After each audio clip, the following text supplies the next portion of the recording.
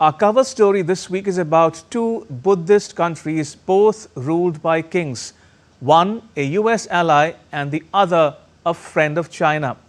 And they are locked in a bitter feud over, guess what? An 11th century Hindu temple. Could it get any more complicated, you might wonder? Well, you would not be entirely wrong.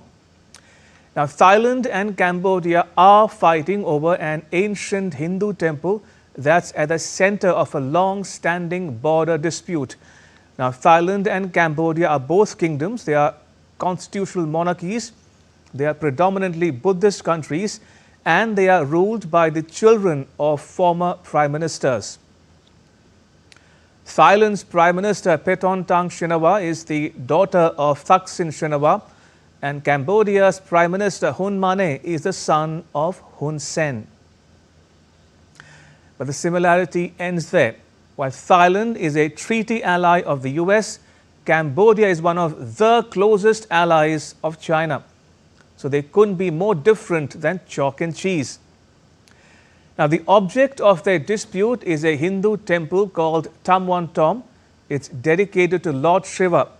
A natural lingam or a symbolic representation of Lord Shiva was discovered inside this temple.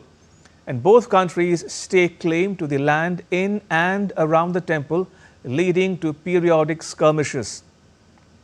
Now, the problem is that the 800-odd kilometer-long border between Thailand and Cambodia was largely drawn when France colonized Southeast Asia between 1887 and 1954. The territory, then known as French Indochina, encompassed modern-day Vietnam, Laos, and Cambodia. Here's what triggered the latest military standoff between the two Southeast Asian neighbors. In February, a group of Cambodian women, escorted by troops, sang the country's national anthem at Ta Moan Thom before being stopped by Thai soldiers. Bangkok formally protested to Phnom Penh after a video of women singing the patriotic song was posted on social media. Tensions escalated on 28th May when a Cambodian soldier was killed after an exchange of gunfire with Thailand's army near another Hindu temple, the 900-year-old Pre Vihir. Now, Pre Vihir is located in an area known as the Emerald Triangle, a region bordering Cambodia, Thailand, and Laos.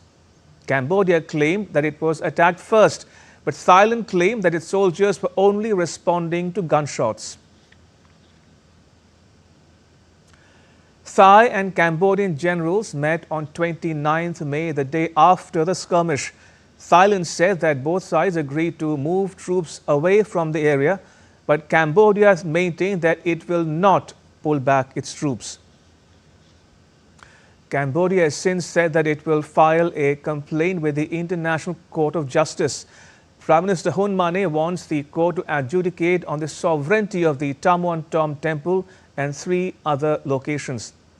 He said that even if Thailand does not agree on bringing the issue to the ICJ, Cambodia will still file the complaint. Now, it's possible that Hun Manet is confident of a favorable court verdict. That's because in 1962, the court found that the Pre Vihir temple is indeed situated in the territory of Cambodia. It upheld the submissions of Cambodia concerning sovereignty over it. The court reaffirmed Cambodia's sovereignty of Pre Vihir in 2013 following a military clash over a patch of land next to the temple, which led to several years of sporadic violence, resulting in more than 24 deaths. So Hun Manet is hoping that the World Court will again vindicate Cambodia's claim. But in contrast, Cambodia's intention to appeal to the Hague-based court has touched a raw nerve in Thailand. The Thai government has said it will not recognize the jurisdiction of the ICJ in the territorial disputes with Cambodia.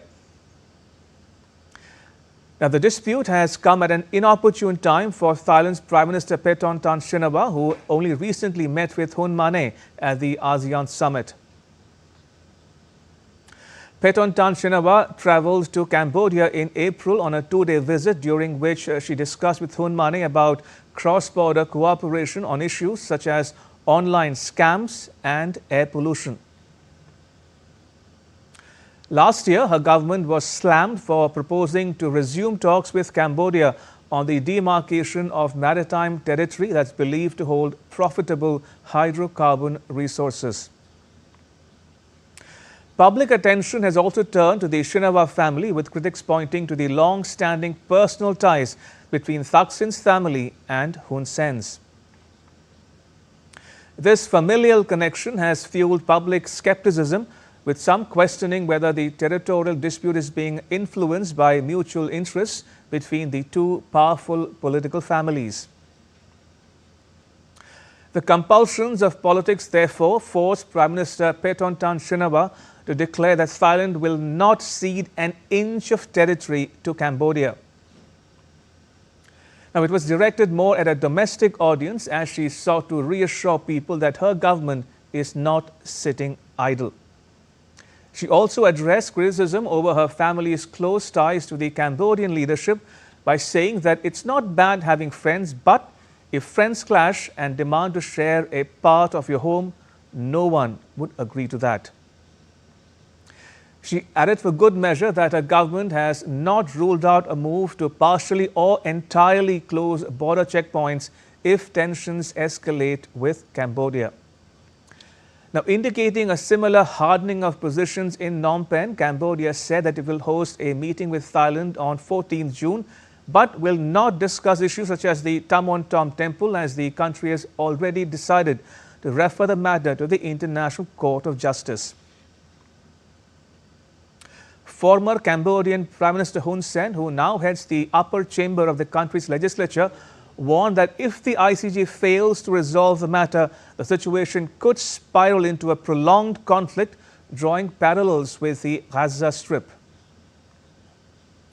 The border dispute has put a spotlight on Hinduism's vital role in shaping the early history of countries in Southeast Asia, extending from Myanmar all the way to Indonesia.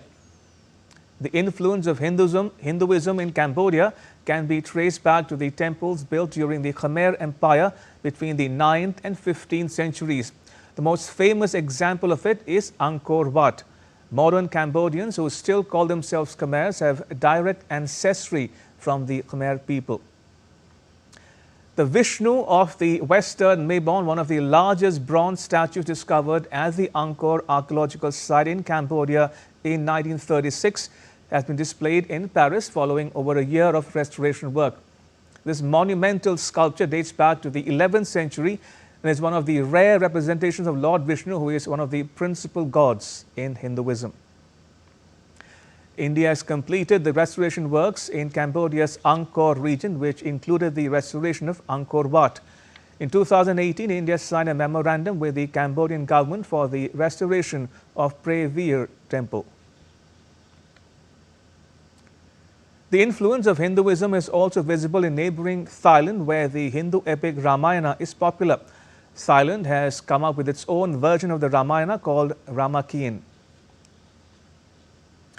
The emblem of Thailand depicts Garuda, the Vahana or vehicle of Lord Vishnu. Also, all Thai kings are referred to as King Rama. The current king's title is Rama the 10th. The influence of Hinduism has also left its mark on the culture of Bali, Java and Sumatra in Indonesia. In fact, Bali is the only Hindu-majority province in Indonesia. Now, Prime Minister Narendra Modi told the 46th session of the World Heritage Committee, which was held in New Delhi in July 2024, that India will contribute $1 million to the UNESCO World Heritage Centre. This grant will be used for capacity building, technical assistance and conservation of World Heritage sites.